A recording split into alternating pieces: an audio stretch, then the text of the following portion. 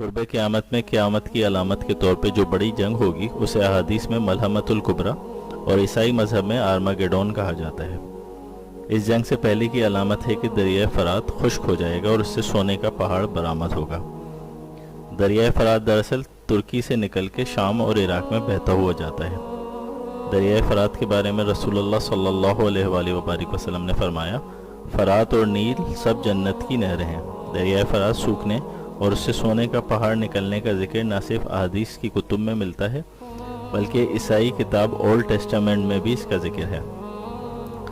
New Testament کی book of revelation کے آخری چیپٹر میں 12 سے 16ویں ریویلیشن، جسے مکاشفات یوحنا کہا جاتا ہے، میں لکھا ہے کہ چھٹا فرشتہ دریائے فرات پہ اپنا پیالہ الٹ دے گا جس سے اس کا پانی خشک ہو جائے گا۔